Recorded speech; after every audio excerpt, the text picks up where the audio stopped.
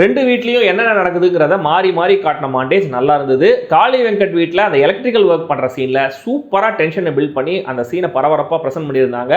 ஒரு கட்டத்தில் ரொம்ப எமோஷனலான ஸ்பேஸுக்கு இந்த கதை நகருது. அது நல்ல வேலையா இயல்பாவே ஃபீல் ஆச்சு. முக்கியமா கிளைமேக்ஸ்ல வர செம்ம சென்டிமெண்டான ஒரு சீன், கொஞ்சம் ஓல்ட் ஸ்கூல் மெலோ ட்ராமாவா இருந்தாலும் செம்ம டச்சிங், எனக்கு நல்லாவே ஒர்க் ஆச்சு.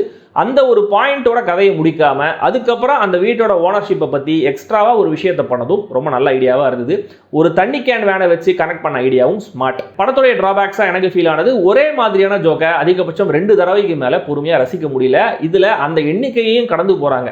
உதாரணத்துக்கு ஒரு சீன்ல கையில வேப்பிலையெல்லாம் வச்சுக்கிட்டு பேயை ஓட்ட ட்ரை பண்றாங்க சில கேரக்டர்ஸ். கட் பண்ணா கையில சிலுவையை வச்சுக்கிட்டு கிறிஸ்டியன் பிரேயர்ஸ்லாம் சொல்றாங்க. சரி, இதோட ஜோக் முடிஞ்சதுன்னா நோ. கட் பண்ணா தரையில உட்காந்து தொழுக பண்றாங்க. சரி, இதோட ஜோக் முடிஞ்சதுன்னா நோ. பையனுக்கு முருகர் வேஷம் போட்டு நிக்க வைக்கிறாங்க. இந்த மாதிரி விஷயம் புரிஞ்சதுக்கு அப்புறமும் ஓவரா ஸ்பூன் ஃபீட் பண்ணாம கிறிஸ்பா அடுத்தடுத்த கட்டத்துக்கு கதையை நகர்த்திருக்கலாம்.